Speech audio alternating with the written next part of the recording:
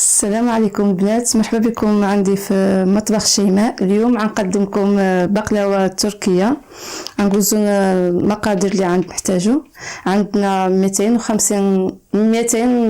غرام ديال اللوز، 50 غرام ديال البيستاج ولا الفستق، 100 غرام ديال الزبده، ليمونه وحامضه، قليل من القرفه، ماء زهر والبيستاج للتزيين. وعندنا هنايا ورقه الفيلو على وزن 250 غرام. وللقطر غنحتاجو كاس الماء وجوج كيسان السكر. غنجوزو دابا باش نحضروا القطر هو الاول باش يبرد، عاد نجوزو نحضروا مقادير ديال البقلاوه. دابا غادي نجوزو باش نحضروا القطر باش يبردنا. غادي نعملوا جوج كيسان السكر،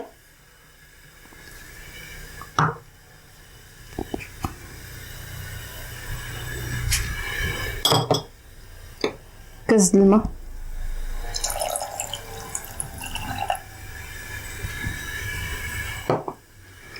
غادي نخليوه حتى كيغلي معنا.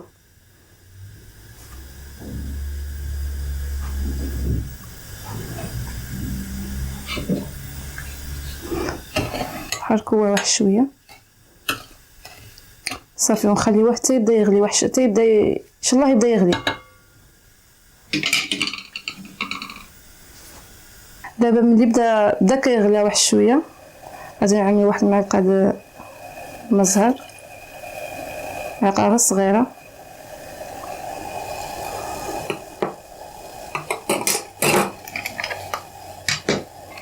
غادي نحركوه شويه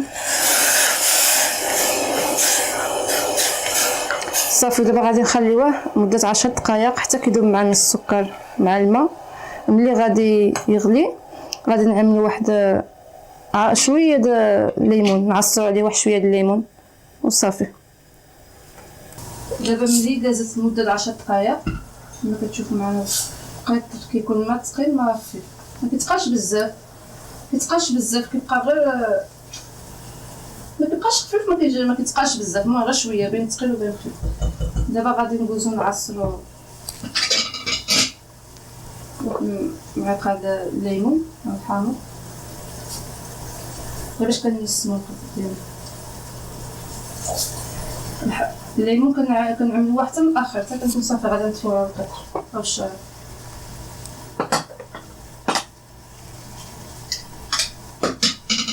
صافي دابا ملي غنكونو عليه نطفيوها نحركوه واحد شويه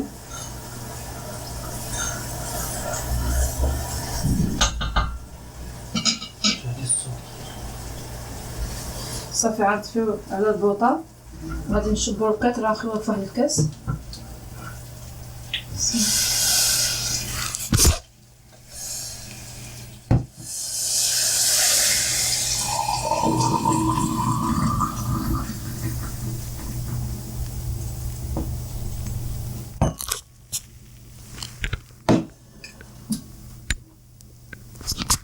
صافي هو هذا القطر ديالنا او الشراب كيكون على هذا الشكل هذايا. غادي نخليوه على جنب فواحد المطعم، نخليوه حتى يبرد، حيت ضروري خص البقلاوه ملي تسقى يكون البقلاوه سخونه والقطر يكون بارد. صافي دابا غادي ندوزو باش نحضروا معنا البقلاوه. قبل ما نخلطوا المكسرات ديالنا غندوزو الزبده،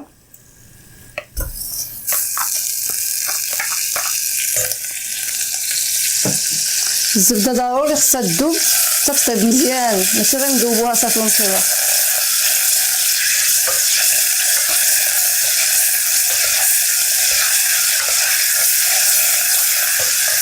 نبقاو نخلطو في الزبده حتى تطيب مزيان، حتى يحيد لنا ديك الحليب اللي كيكون فيها وديك السم ديالو.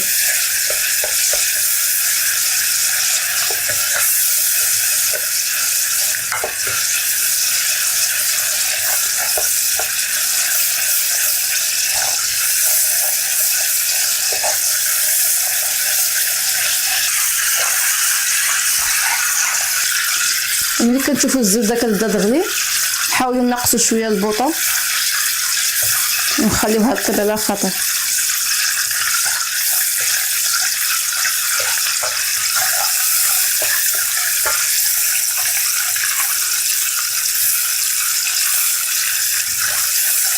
ملي كتبدا الزبده تغلي ما كتبقاش كتبقى تطلع واحد الريحه ماشي ريحه الزبده، كتبدل الريحه ديالها. هاد الطريقه ضروري نعدلوها، ضروري الزبده نخليوها طيب مزيان. كنتمنىكم تدعموني في القناه ديالي، انا طاقه جديده اول وصفه عندي هي هاديه، كنتمنى الدعم ديالكم، وان شاء الله غنبقى ننزل لكم وصفات جديده في هذا رمضان، في هذا رمضان هذايا بهذه المناسبه. كنبارك لكم رمضان ودخل لكم ربي بالصحه والهنا وكل ما تمنيتو ان شاء الله.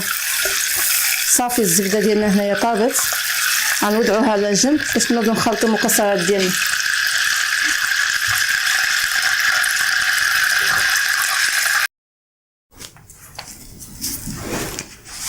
دابا غادي ندوزو باش نخلطوا المكسرات ديالنا. هنا عندي اللوز 200 غرام ديال اللوز، عندي مطحون بالقشور ديالو، كنحاولوا ما نطحنوش مزيان، نخليوها شويه مهرمش.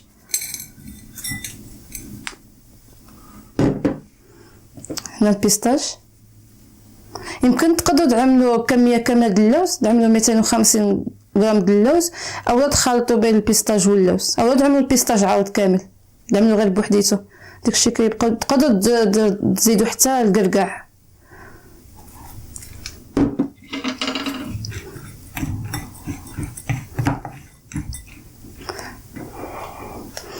هنايا غادي نعملوا واحد معلقه صغيره ديال القرفه غير للتنسيم وصافي باش كنسمو، غير واحد شويه، اللي ما كيبغيهاش ما يعملهاش.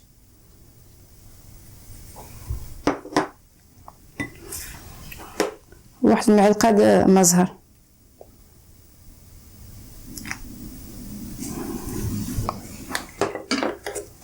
صافي غنخلطوا هادشي مع بعضيتو.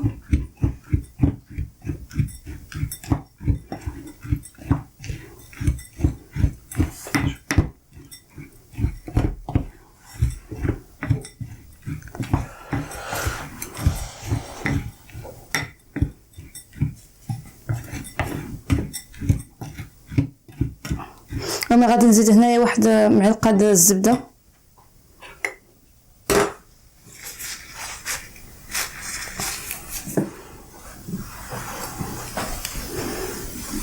نعملو ملعقه كبيره.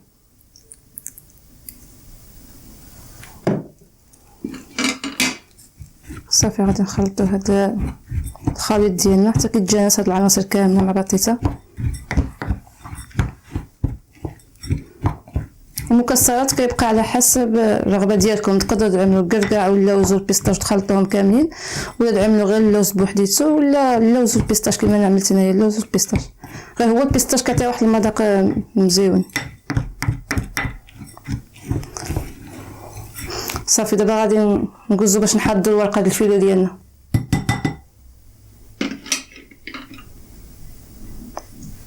هنايا عندنا الورقه ديال الفيلو، غنحتاج دائما غادي نبقى نعمل جوج الورقات، غنشبر الورقه الاوليه وندهنها بالزبده، ونعمل الورقه الثانيه وندهنها بالزبده، وغنعمر الخليط. وهاد الورقه الاخرى اللي كتكون عندنا هنا دائما خصنا نغطيوها بشي فوطه باش ما كتقصحش وما كيضربهاش الضو. دابا عندنا هنايا ورقه، غادي نشوفوا ديك الزبده اللي طيبنا، غادي نرشوها في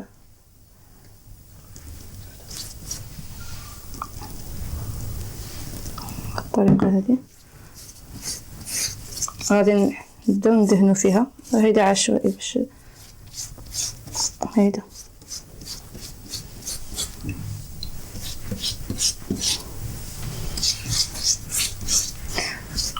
بهاد الطريقه هذه.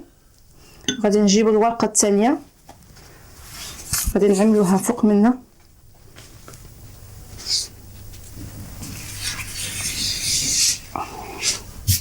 ماشي مشكل واخا تعوج معكم من بعد كتعدل هي كتلوى. دابا غادي ندهنوا الورقه هذه الاخرى،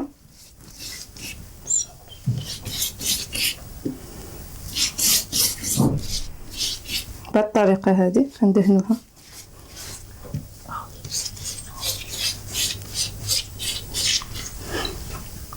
دابا غادي نسوقوا الخليط ديالنا، وغادي نبداو كنشبوا الخليط كنوضعوه بهذه الطريقه هذه.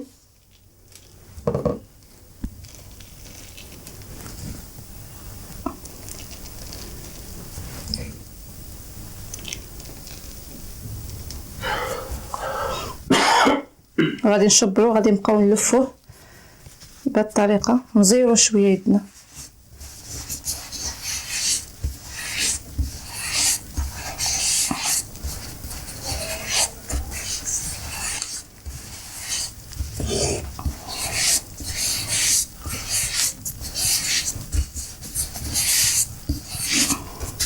بهاد الطريقه هاديه. وغادي نكملو نفس الطريقه مع الورقات اخرين، كنعملو جوج بجوج.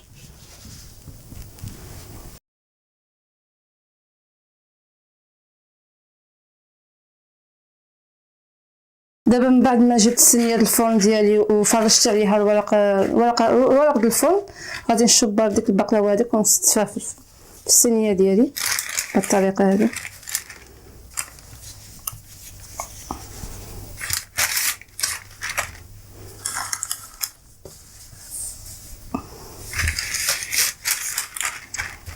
غادي نجيب الزبده وغادي ندهنوها مزيان بالزبده.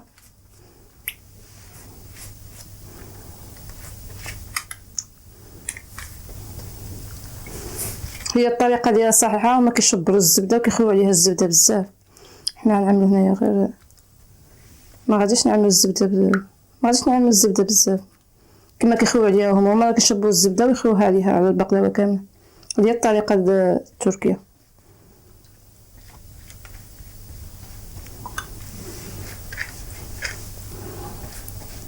ولكن ضروري ندهنوها مزيان بالزبده.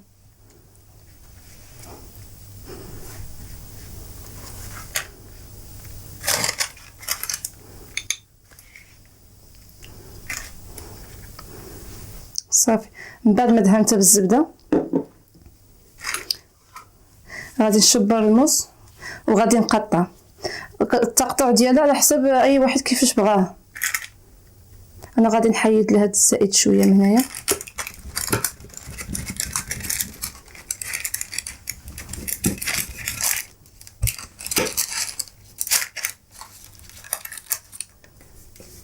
وغادي نقطعها بهاد الطريقه هذه.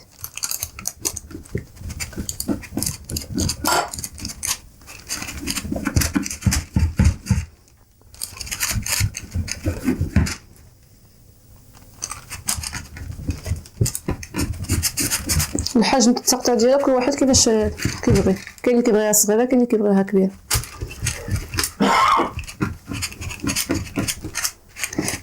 انا هنايا غنقطع ما صغيره ما كبيره.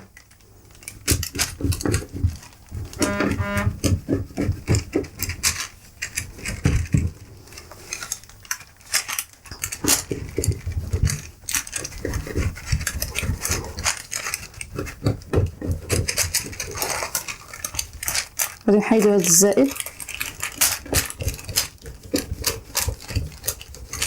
باش ما كيتسحرقش معانا في الطياب.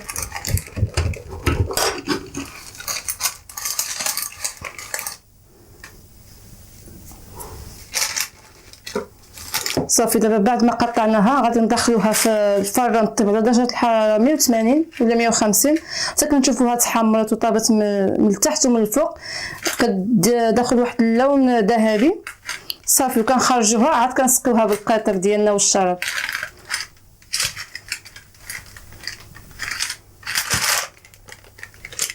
دابا غادي ندخل الفرن ومن بعد نتلاقى معكم ملي طيب.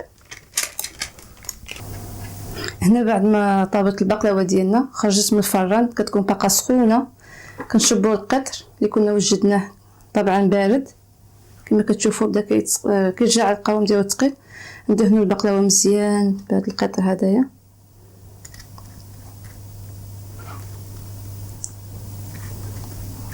ضروري كنسقيوها مزيان. بغيتو تسقيوها ملي تكون باقا في الصينيه ديال الفرن وعاد تعدلوها في الطبسيل ديالكم، ولا كتسقيوها حتى كتعملوها في الطبسيل اللي غتقدموها فيه.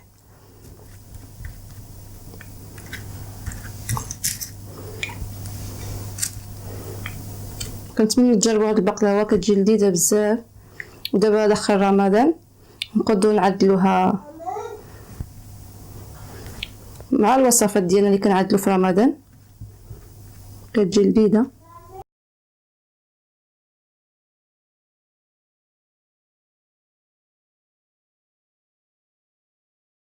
دابا كما كتلاحظوا دهناها مزيان، سقيناها بالقطر مزيان او الشراب. دابا غادي نشربوا البيستاج، غادي نزينوها بالبيستاج.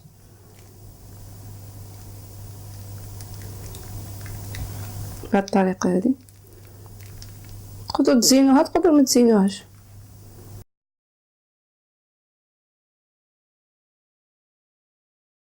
ولكن البيستاج كيعطيها واحد الطعم مزيون. هادشي الاصل ديالها كيعادلوها غير بالبيستاج.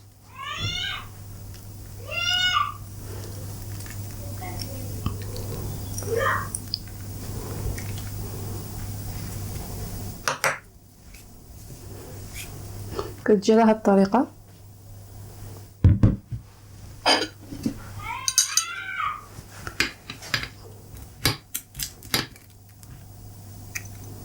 كتقدم بهاد الطريقه هادية، كتجي لذيذه. كنتمنى تجربوا هاد الطبق هدايا، و كنقدمكم هاد الطبق هدايا، وكنتمنى منكم تجربوه، وكنطلب منكم الدعم ديالكم بالاشتراك في القناه واللايكات ليصلكم جديد الفيديوهات ديالي. وإلا بغيتوا شي وصفه ولا شي حاجه كنتمنى تكتبوها لي في التعليقات لتحت. وشكرا، واتمنى لكم رمضان مبارك سعيد.